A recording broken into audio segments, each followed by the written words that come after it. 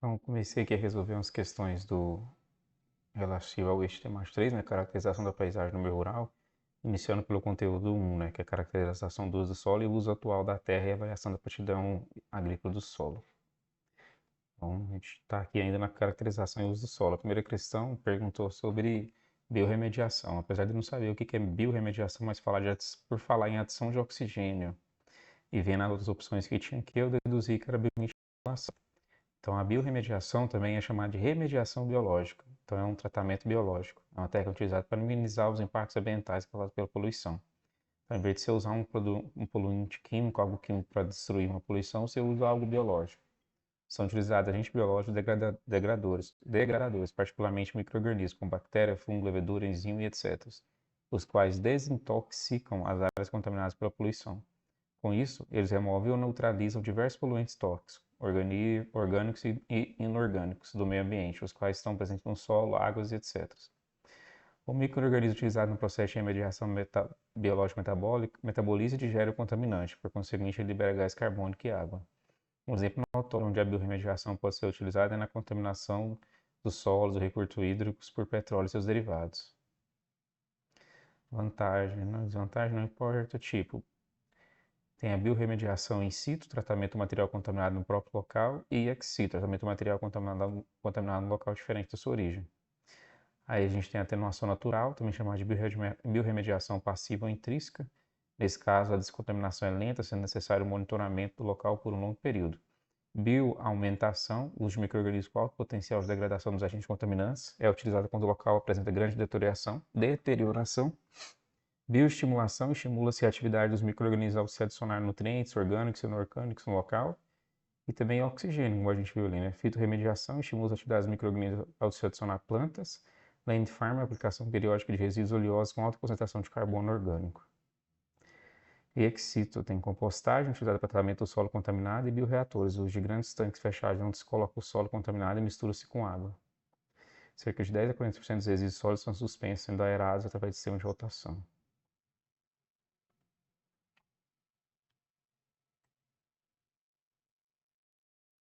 Faltou aqui então, né, uma técnica, né?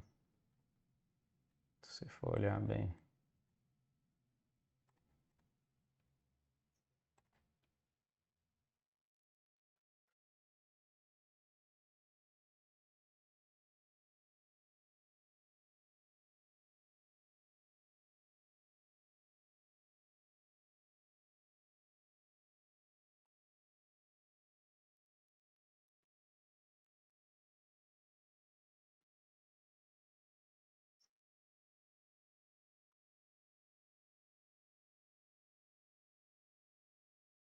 Deixa eu ver se eu acho essa bio.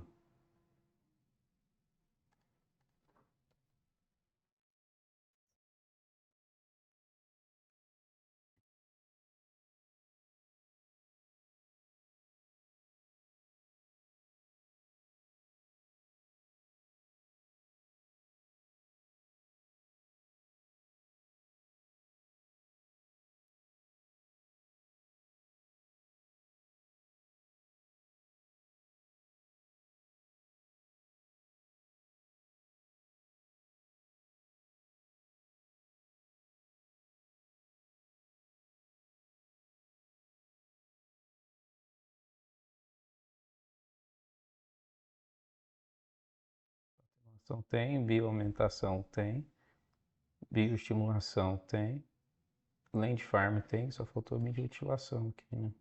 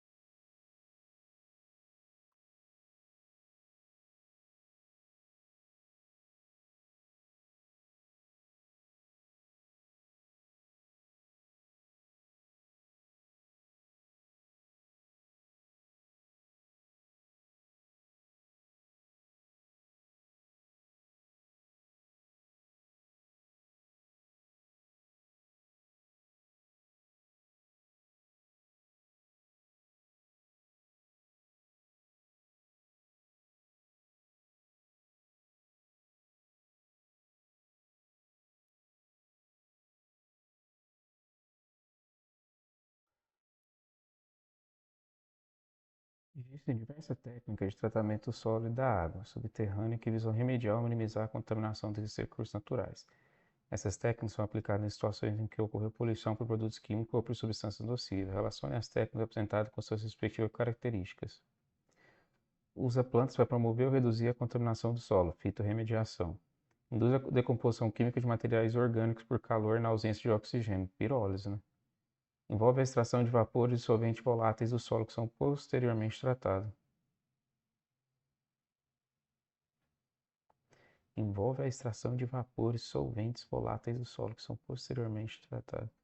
Utiliza micro-organismos para decompor os poluentes presentes no solo. Tá? Biorremediação. Então, o S é 1.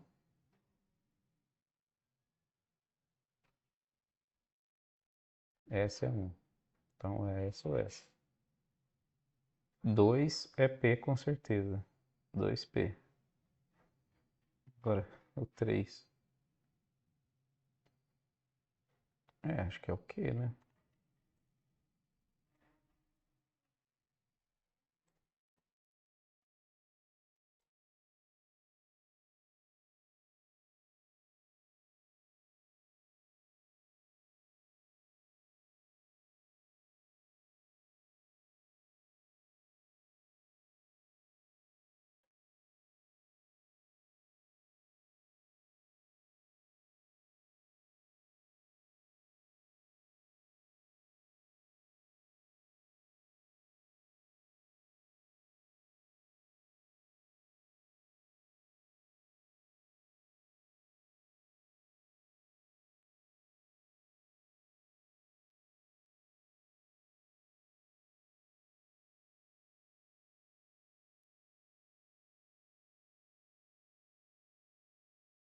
Agora, a minha dúvida é: o que é extração de vapores?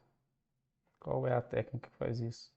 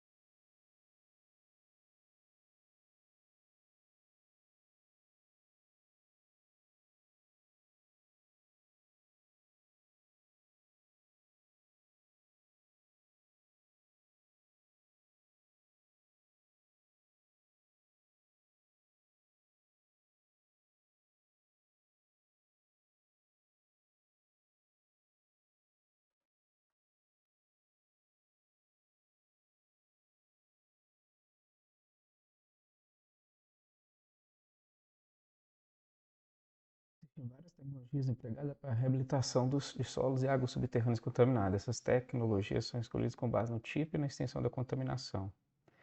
Como se denomina o processo em que micro-organismos são responsáveis por reduzir ou transformar em produtos menos tóxicos os poluentes das áreas contaminadas? Biorremediação.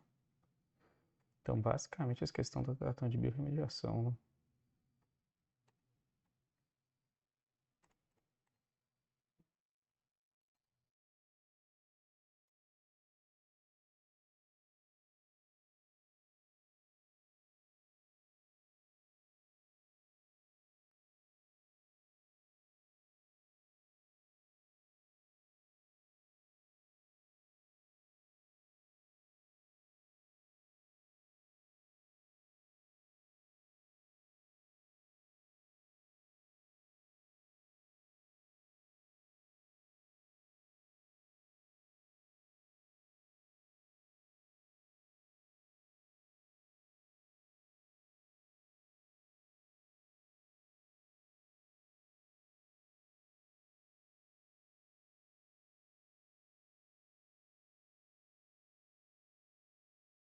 Existe uma coisa, até quem utiliza plantas, fitorremediação.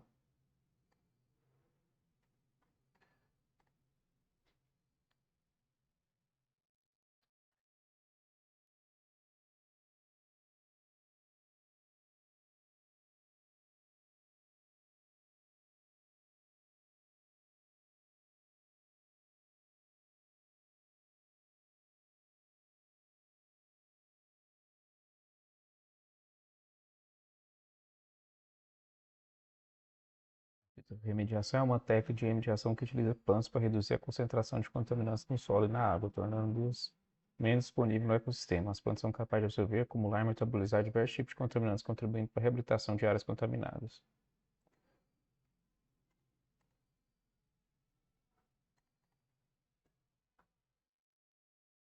A contaminação são técnicas de remediação classificadas como ex situ. Compostagem, extração a vácuo, vitrificação não. Aspersão de ar, extração química e dissorção térmica. Incineração, extração química e compostagem. Fitorremediação, vitrificação e incineração. Ice stripping, extração a vácuo e biorremediação. Compostagem achei que é.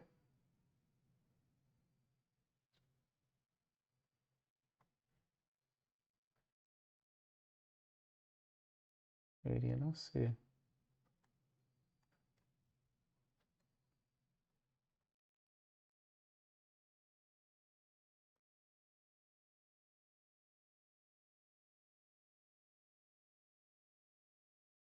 Por que que não é a A? A compostagem e a extração de vácuo são técnicas. Compostagem in situ? Uai, conteúdos que eu tinha feito, tinha colocado ex situ, não tinha esse primeiro aqui.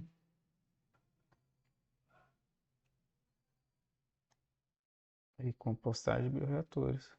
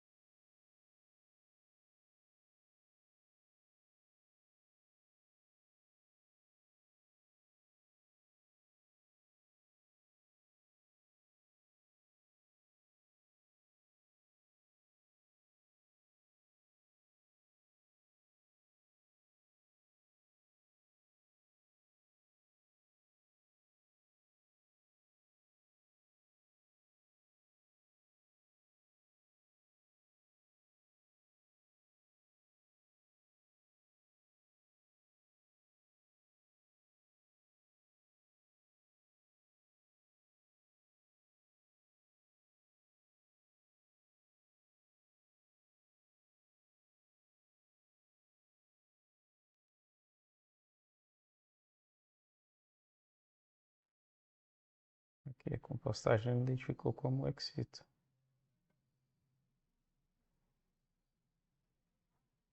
Péssima explicação em ChatGPT.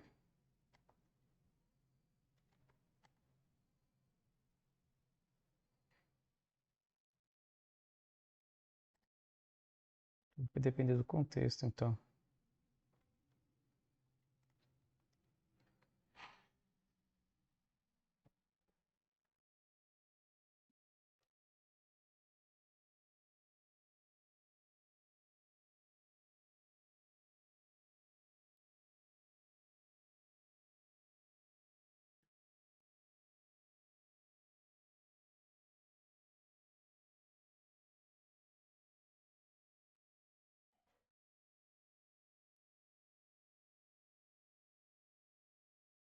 As técnicas de remediação ex-situ são usadas quando o solo contaminado é extraído para ser tratado fora do local de contaminação. Esse método é geralmente aplicado quando é necessário um tratamento mais intensivo ou quando as condições local não permitem eficaz tratamento in situ. Ex-situ inclui incineração, extração química, compostagem e vitrificação. Incineração é a queima do solo para destruir os contaminantes, extração química é o uso de solventes ou outras substâncias, compostagem, utilização de processo biológico e vitrificação é a aplicação de calor extremo para converter o solo em vidro, imobilizando os contaminantes.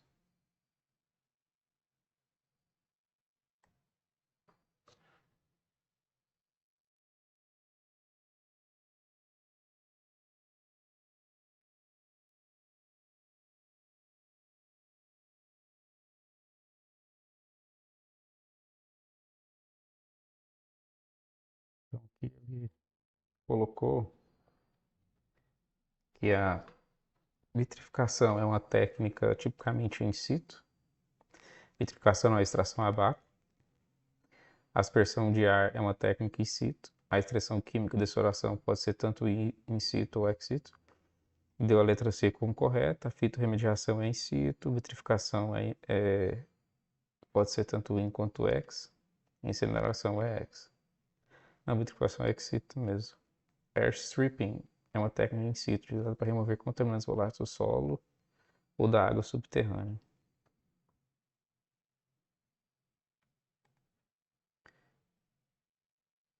Uma refinaria de petróleo foi instalada em um vale. Se esses poluentes forem lançados em desacordo com os padrões e limites nacionais, causarão de forma direta a poluição da invade uma região latossolo roxo entre um rio caudaloso e o mar, sobre a zona de recarga de um aquífero importante. Buscando prioritariamente processar petróleo leve a fim de obter maior rendimento de produtos leves, como GLP, nafta, óleo diesel, e menor rendimento de produtos pesados, óleos, combustíveis e asfalto, essa refinaria acaba por emitir diversos tipos de poluentes, gerando uma gama de impactos sobre o meio ambiente.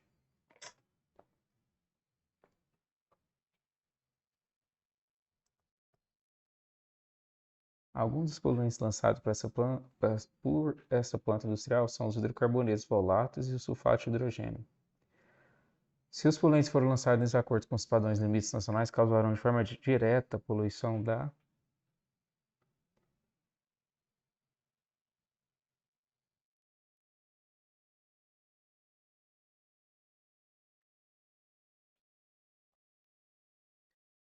solo e água superficial, né? Iria solo, né? Ar. Ah, é hidrocarboneto, né?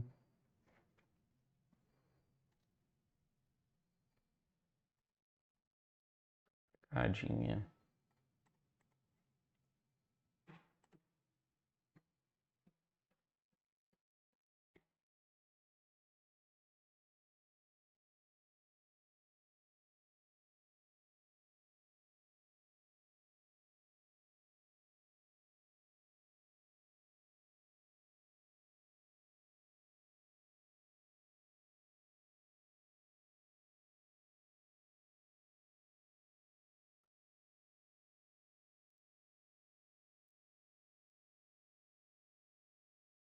Carbonetos voláteis e sulfato de hidrogênio são poluentes que, quando emitidos pela atividade industrial, especialmente refinaria, têm impactos distintos baseados em suas propriedades físico-químicas. Hidrocarbonetos voláteis são compostos que facilmente vaporizam e entram na atmosfera, contribuindo para a formação de poluição atmosférica e possíveis precipitações ácidas afetando a qualidade do ar. O sulfato de hidrogênio é um gás altamente tóxico e corrosivo e, quando liberado, contribui também para a poluição do ar, podendo causar problemas respiratórios e outros riscos à saúde humana. Então, é basicamente do ar.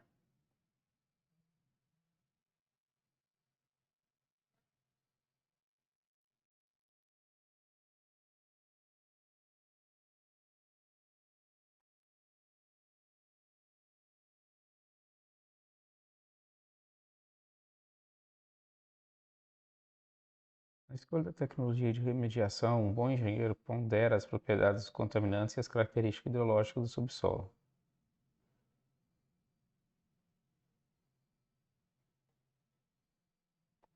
Em um brownfield, um solo marrom com camada impermeável profunda contaminada por tetracloroeteno. Algumas das técnicas de remediação listadas abaixo podem ser empregadas, à exceção de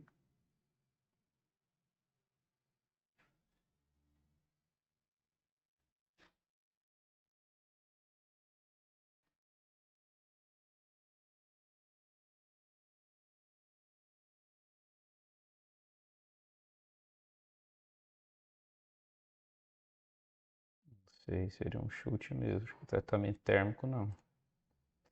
Aff.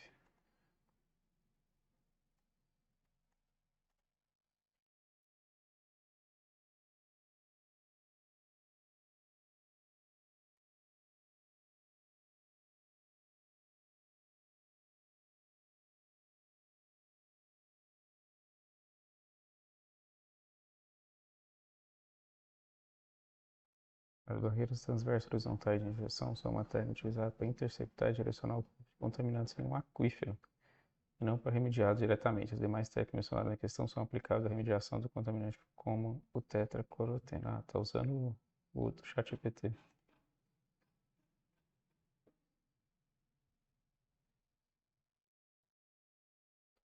Tetracloretileno é um solvente clorado comum, conhecido por sua persistência e potencial para contaminação de águas subterrâneas. A presença de uma camada impermeável profunda pode limitar certas técnicas de remediação que dependem de penetração e movimento no solo. Oxidação química in situ. Essa técnica envolve a introdução de oxidantes químicos no subsolo para decompor contaminantes in situ. É eficaz para contaminantes solúveis, como o PCE, mas sua eficácia pode ser limitada pela camada impermeável que pode restringir a dispersão. Air Aspersion, mesma coisa, né? Consiste na injeção de ar no subsolo para volatilizar e remover contaminantes voláteis da zona saturada. A presença de uma camada impermeável profunda pode impedir que o ar alcance a contaminação localizada abaixo dela, tornando essa técnica mais eficaz ou inaplicável. Tratamento térmico. Emprega calor para volatilizar e destruir contaminantes no subsolo. Pode ser eficaz independente da camada impermeável, desde que o calor possa ser adequadamente aplicado abaixo dessa camada. Injeção surfactante in situ. Essa técnica usa surfactantes para aumentar a mobilidade de contaminantes no subsolo, facilitando sua remoção. A eficácia pode ser comprometida por camadas impermeáveis que limitam a propagação dos surfactantes. Barreiras transversas horizontais de injeção. Envolve a criação de barreiras que interceptam o fluxo de contaminantes. A presença de uma camada impermeável profunda não necessariamente impede a aplicação dessa técnica, especialmente se a contaminação estiver ainda acima da camada.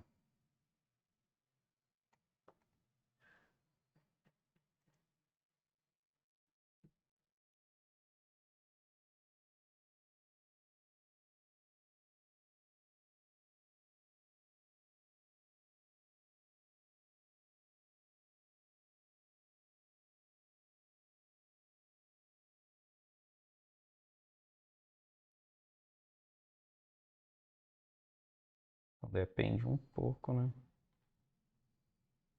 Não é um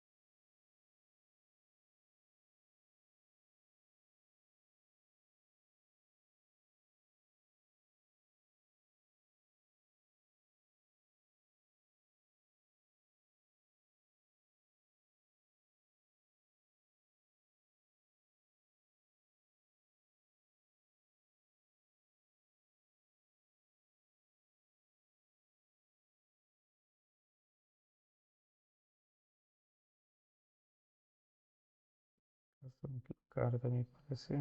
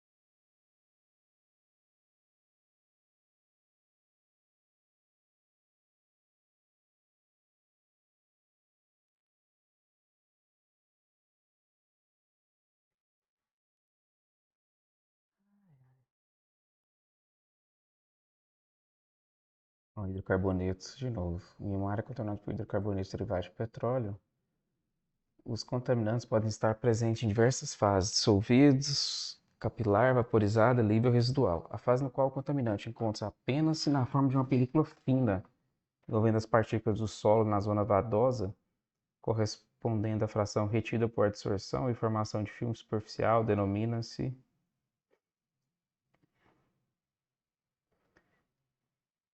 encontra-se na forma de uma película fina, envolvendo as partículas do solo na zona vadosa. Eu nem sei que zona é essa. Compreende a fração retida por adsorção e formação de filme superficial.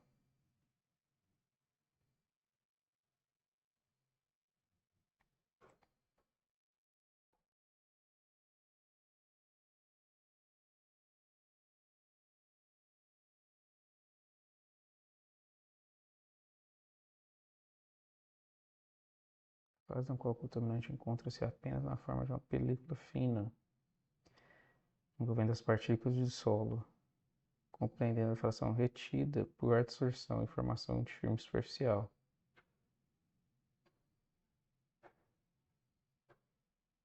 Residual, né?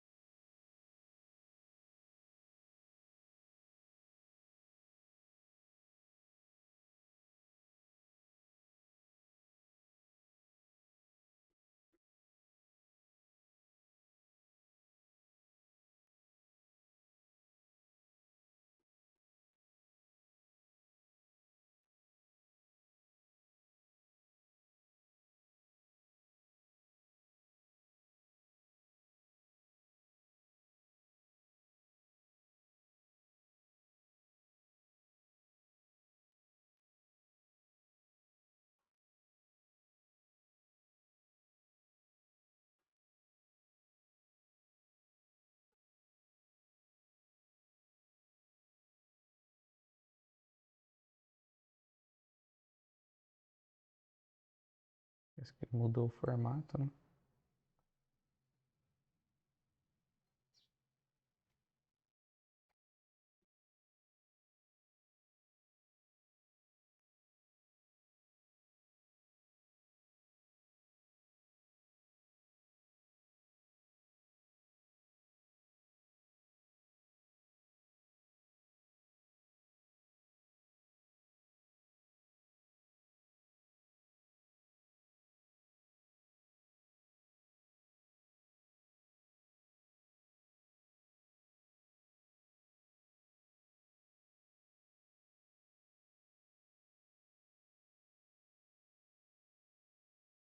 Deixa eu passar que senão você vai gastar meus negócios aqui, tá até mais ou menos.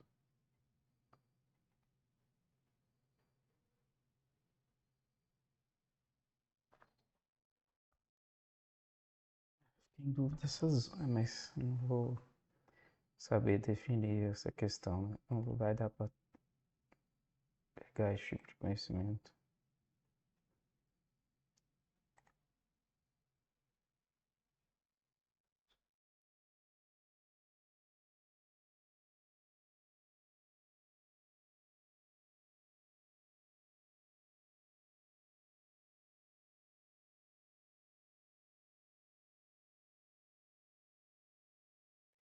Só acrescentar isso aqui, né?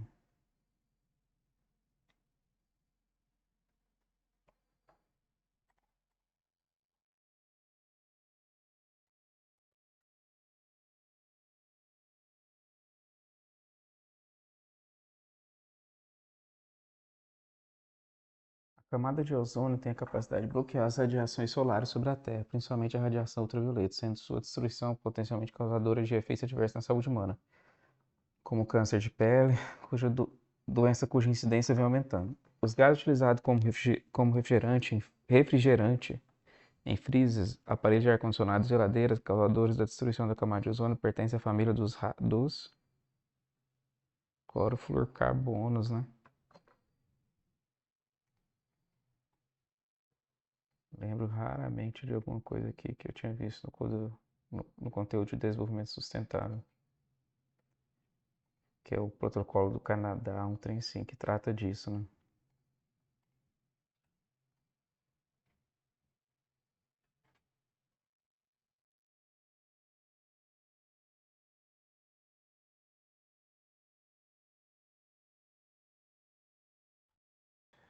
Existem diversas técnicas de biorremediação que podem ser aplicadas no solo e na água subterrânea contaminados por hidrocarbonetos de petróleo.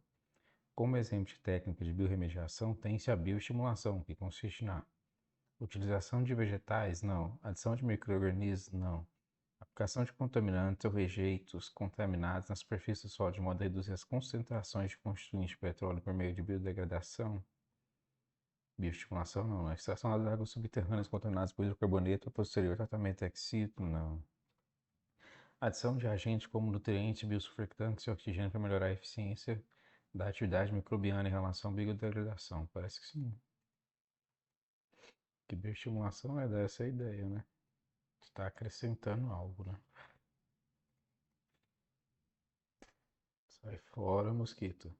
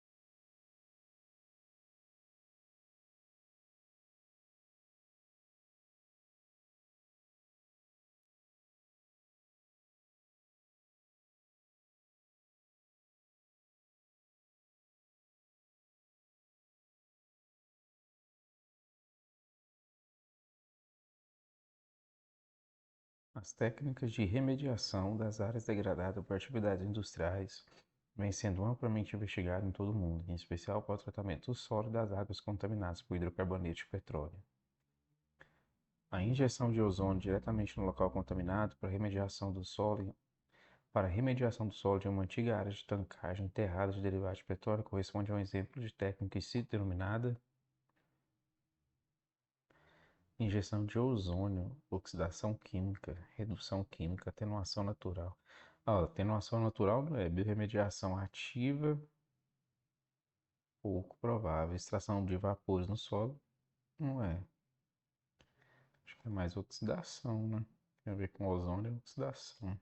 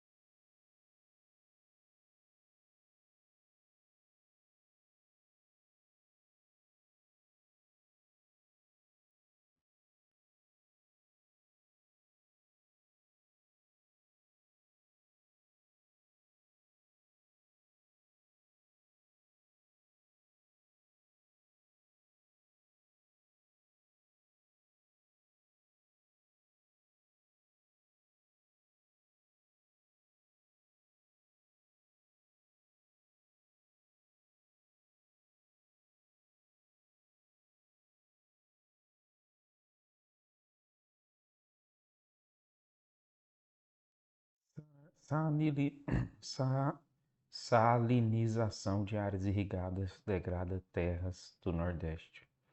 A longa estiagem está produzindo um efeito devastador no solo de áreas irrigadas no Nordeste. A salinização. 30% dessas áreas foram atingidas. A notícia acima apresenta um problema particular de poluição do solo, conhecido como salinização, que possui como uma das formas de prevenção a redução da quantidade de água e de irrigação, retirada de cobertura vegetal nativa da superfície do solo, previsão de condições favoráveis para a drenagem do solo, aumento da taxa de evaporação da água na superfície do solo, incremento de uso de fertilizante químico nas áreas irrigadas. A notícia que possui como uma das formas de prevenção redução de quantidade de água de irrigação, retirada de cobertura vegetal nativa não é. Previsão de condições favoráveis para a drenagem do solo pode ser. Aumento da taxa de evaporação da água na superfície do solo, acho que não. Incremento de uso de fertilizantes químicos nas áreas irrigadas também acho que não. Oxe, sou o primeiro a responder a questão.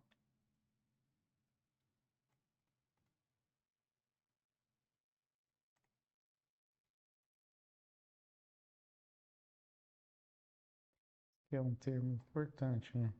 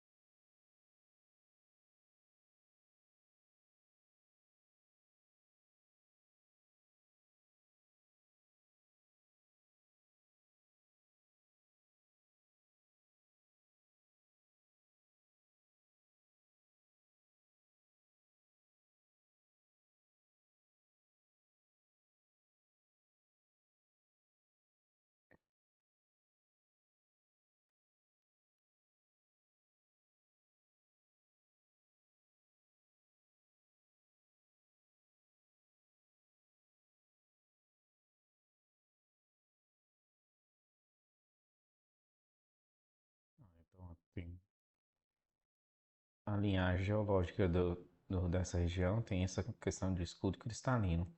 Sua estrutura é caracterizada por solos, na maioria das vezes, rasos, pois a rocha que lhes dá origem está localizada próxima à superfície, por isso é difícil drenagem, apresentando, entre outros aspectos, problemas de armazenamento de água. Ainda não existe nessas áreas depósitos naturais de água generalizado e de grandes extensões. As águas subterrâneas apresentam-se armazenadas de duas formas, de modo limitado em fendas ou fraturas do substrato rochoso do escudo cristalino, em depósitos mais extensos, localizados em aluviões do sistema hidrográfico. No primeiro caso, segundo Demétrio, as águas exploradas são, na maioria das vezes, de qualidade inferior, normalmente servindo apenas ao consumo animal, às vezes o consumo humano e raramente a irrigação. No segundo caso, apesar das enormes limitações existentes em termos de qualidade e quantidade, são muito usadas para irrigação.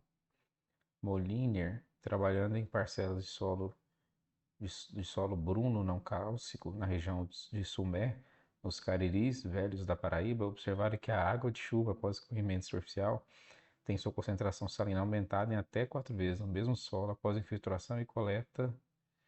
No mesmo solo, após infiltração e coleta, a nível dos drenos, essa concentração pode aumentar mais de 50 vezes.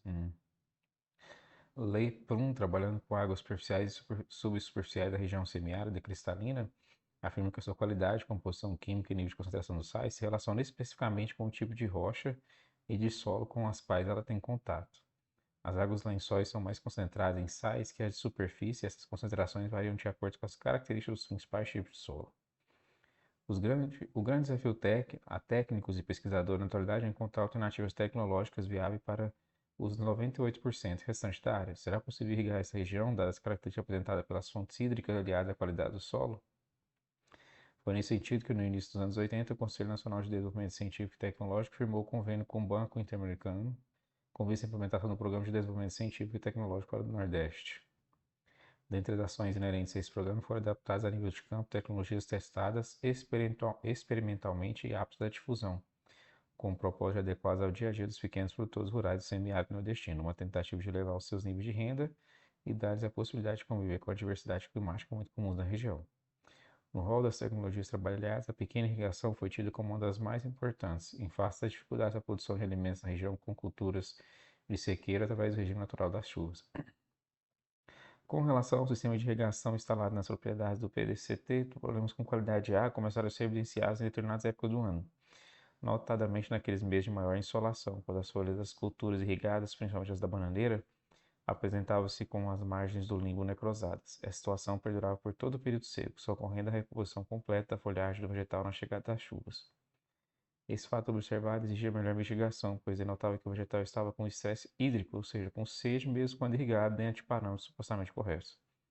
A ideia básica era partir para a análise das águas dessas diversas fontes, através de metodologia mais segura e homogênea possível e traçar um diagnóstico de situação. A tentativa de solucionar o problema foi posta em prática por intermédio de um projeto de cooperação técnica bilateral entre o Brasil e a França, com apoio da Fundação Joaquim, objetivando estudar melhor o problema de qualidade das águas. Para tanto, durante 2 anos consecutivos foram efetuados no campo por intermédio de técnicos a coleta das amostras de água e das determinações de pluviosidade, com leitura de variação do nível das diversas fontes utilizadas pelo programa em mais de 70 propriedades rurais localizadas no estado do Ceará, Rio Grande do Norte, Paraíba e Pernambuco, realizando-se mensalmente análise química de condutividade elétrica das águas. No projeto trabalhou-se com poços Amazonas, fonte existente na maioria das propriedades, poços tubulares, rios perenizados, rios temporários, poços naturais existentes nos rios e riachos e açudes de pequena, média e grande capacidade. Através de metodologia própria desenvolvida pelo representante da Orston, chegou-se a um primeiro inventário de qualidade de águas, extremamente significativo e até preocupante, principalmente no tocante aos níveis de condutividade elétrica, encontrado em 77% das propriedades, aliado a uma variação sazonal de grande amplitude.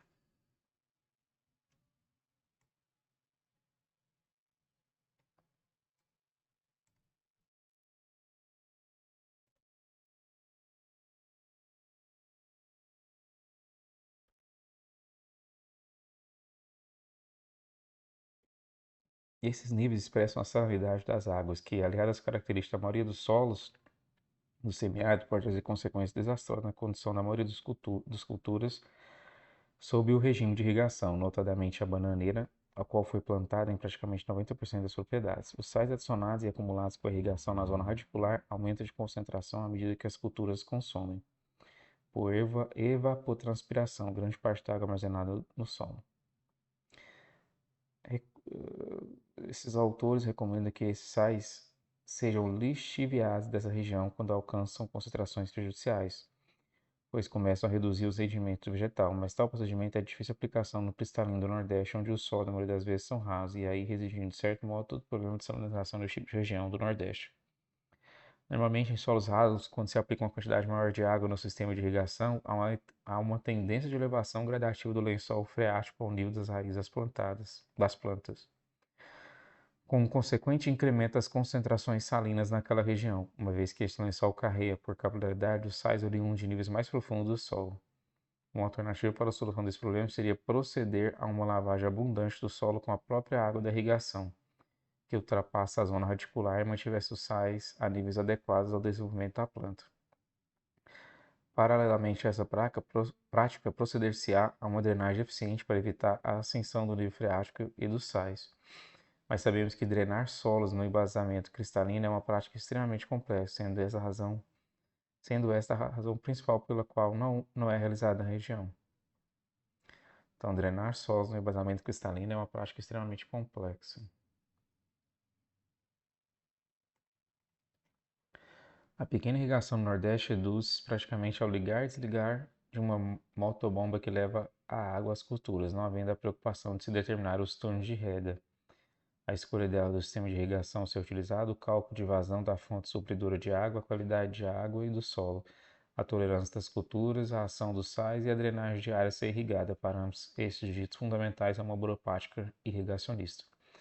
Dessa forma, é difícil conceber que esteja exclusivamente na irrigação a salvação do Nordeste semiárido brasileiro. Não há dúvida que isso é uma prática muito importante, mas tem-se que encontrar a forma mais correta e eficiente de utilizá-las nas diversas situações que se apresentam para o bem-estar do homem e equilíbrio do meio ambiente. Os prejuízos causados ao solo com uma prática irrigacionista mal conduzida podem ser enormes e de caráter irreversível, não sendo viável em muitos casos a sua recuperação por tratar-se de uma prática demasiadamente cara.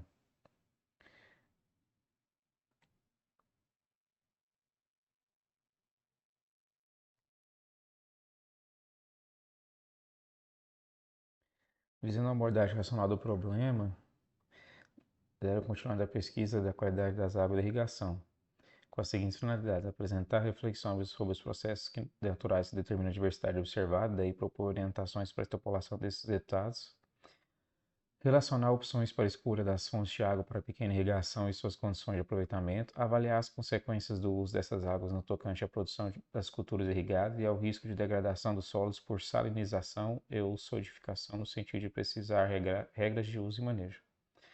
Essa pesquisa resultou na elaboração de um livro contendo os resultados mais importantes no que diz respeito ao elevado índice de salinidade encontrado nas águas de fontes aluviais, notadamente aquelas oriundas do poço Amazonas, as quais apresentaram também riscos significativos de solidificação dos solos.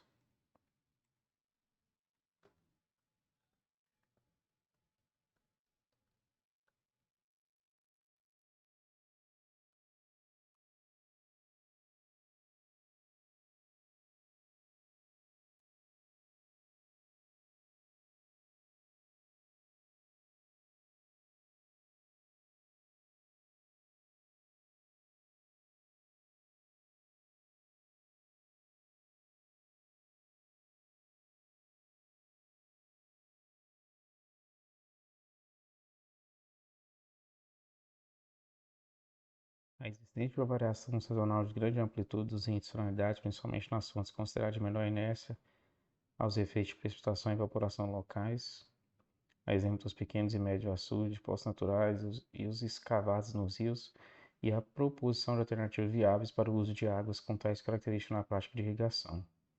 Com relação a este último aspecto, sem abrir mão de drenagem, ressaltou-se a necessidade de conservar a irrigação contínua com a escolha de culturas resistentes aos sais para aquelas águas que apresentam variação sazonal de grande amplitude e uma salinidade que não impede o seu uso. Usar culturas anuais e utilizar um calendário de rega que é para aproveitamento na época em que a sua qualidade apresentar-se aceitável, daquelas águas cujo uso é contraindicado em determinado período por apresentar variação sazonal e salinidade elevadas. E realizar uma irrigação de complementação, também chamada de irrigação de salvação, com as águas que apresentam má qualidade e vazão de fonte insuficiente, na qual os sais serão levados pela precipitação. As informações contidas nesse documento trazem subsídio para projetistas, extensionistas e planejadores, auxiliando na implementação de futuros programas de desenvolvimento onde o componente irrigação se faz presente.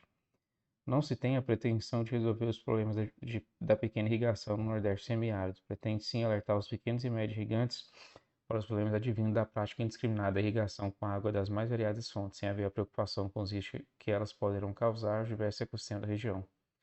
Pois, se por um lado ela é semiárida por questões climáticas, por outro lado é semi-salobre por questões de qualidade de água. Cabe também, no momento, alertar os nossos políticos para que antes mesmo de propor a irrigação de 400 mil hectares no Nordeste, proposta divulgada recentemente pelo governo federal, procurem enfatizar a utilização de técnica adequada pelos produtores rurais, levando-se em conta principalmente o uso da água em boa qualidade, o que só poderá ser possível através da participação efetiva de todos os segmentos da sociedade na busca de soluções.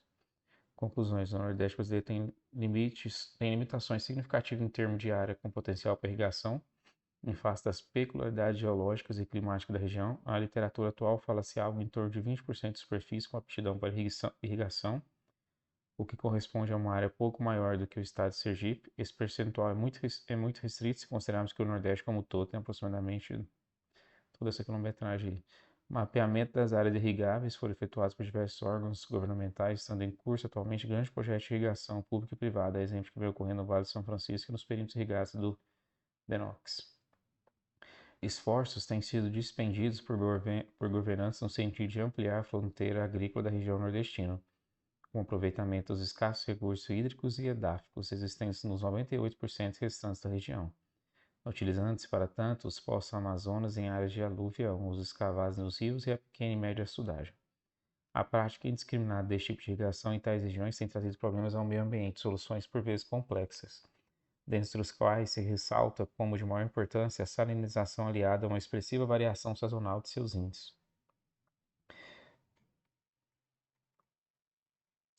Então, basicamente,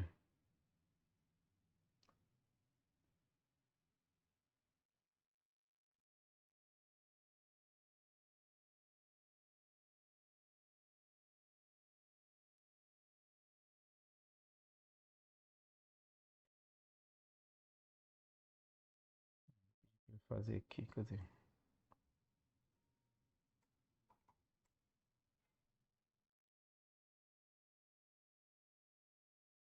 Basicamente é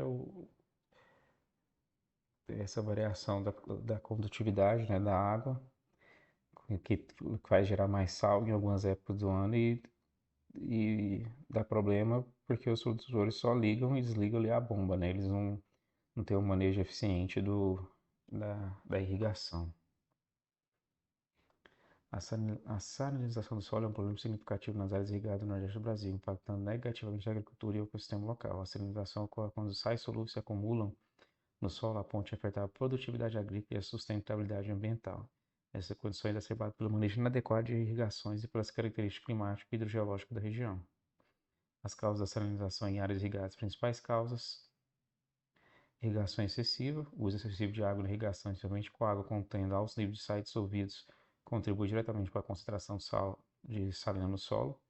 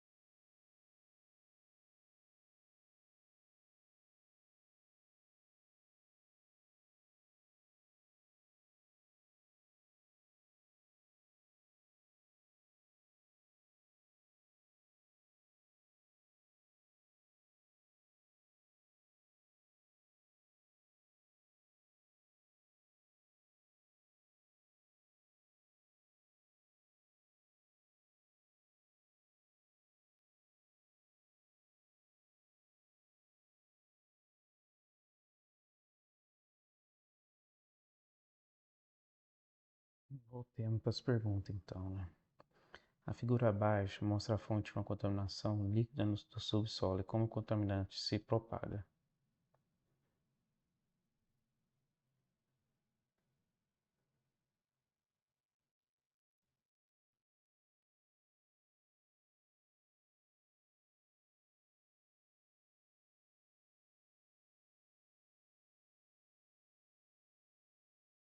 Isso vendo é porque não está misturando.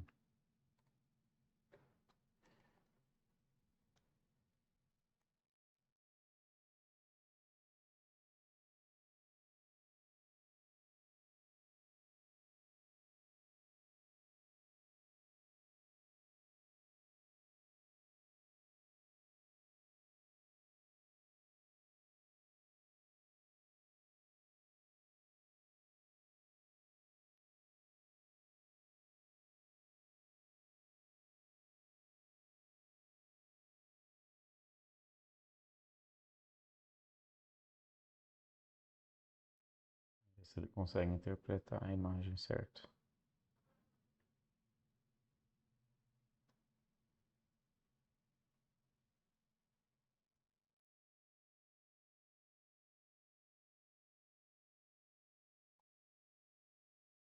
A Companhia de Tecnologia de Saneamento Ambiental do Estado de São Paulo desenvolveu uma planilha para avaliação de risco de populações expostas a passivos de contaminação dos solos e águas subterrâneas.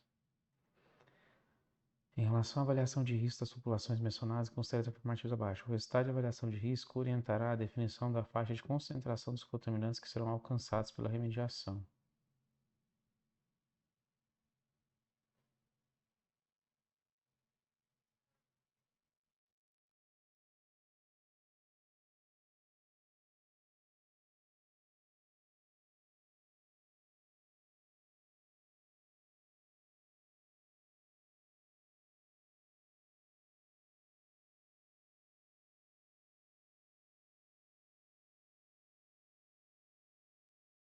Ai, menino. Em relação à avaliação de risco das populações mencionadas, a CETESB desenvolveu uma planilha para avaliação de risco de populações expostas a passivos de contaminação de solos e águas subterrâneas. O resultado da avaliação de risco orientará a definição da faixa de concentração dos contaminantes que serão alcançados pela remediação. Pode ser, né?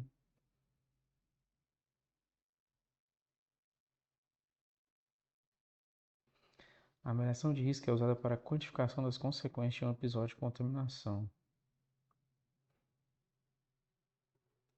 Estou em dúvida disso. A base para a avaliação do risco é a quantificação de risco à saúde da fauna. É estranho, né? Rapaz. A 4 não é.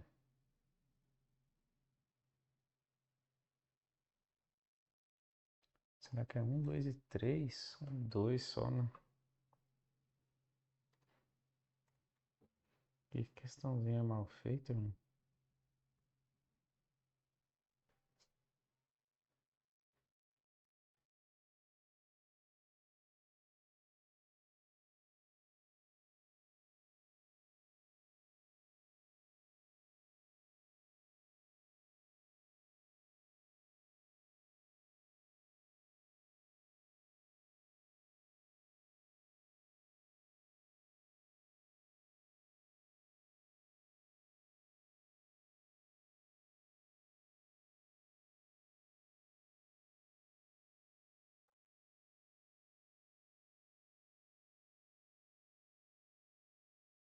Conseguiu ver muito bem a imagem.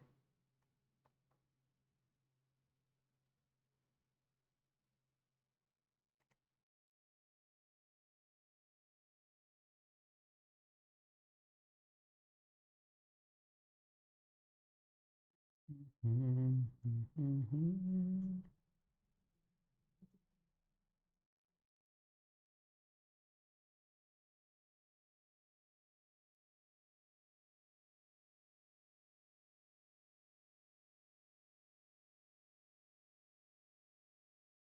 Fitorremediação engloba um grupo de tecnologias que tem despertado bastante interesse para a recuperação dos solos contaminados por orgânicos, como no caso de petróleo, e por inorgânicos, como no caso de metais. Duas das tecnologias de fitorremediação utilizadas para a remoção de contaminantes inorgânicos do solo são metais. Pântano, será que mexe com...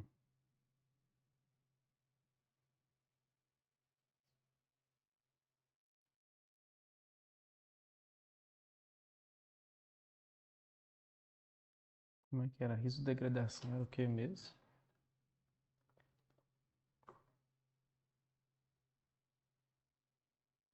Ah, é com raiz, né?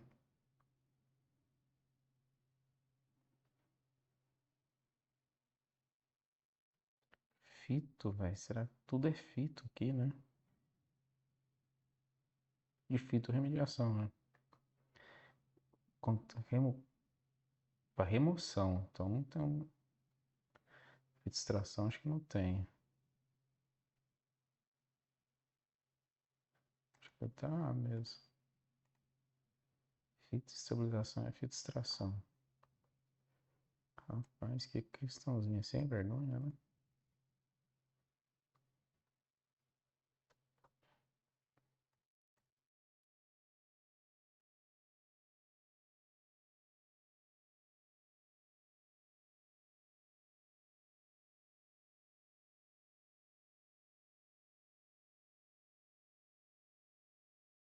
Nossa, você tá com uma dificuldade, tá penando para escrever, menino, né? Deixa eu ver se é meu CPU que tá pesado.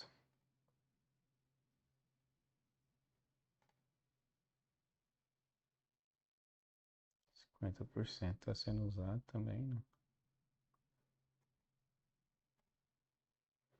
O solo contaminado por petróleo e seus derivados é um problema ambiental complexo, mas que pode ser remediado com o uso adequado das tecnologias in situ ou ex situ. É uma tecnologia de remediação do solo ex situ denominada bioventilação, biofilia, biosparge, fitorremediação, atenuação natural. Ex situ, né? Bioventilação é o que a gente viu no local. Fitorremediação no local. Atenuação natural deve ser isso aqui, é o B. Biofila.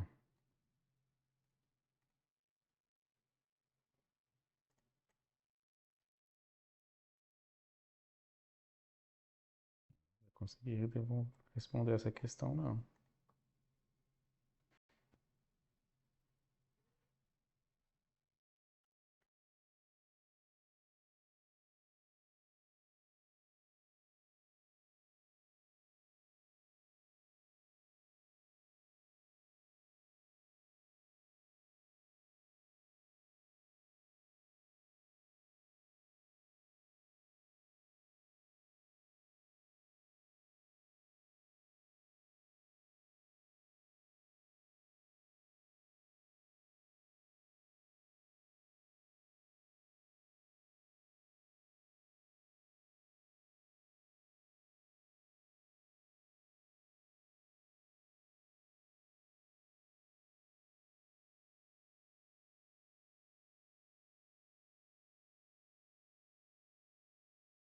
mas tá com dificuldade mesmo, hein?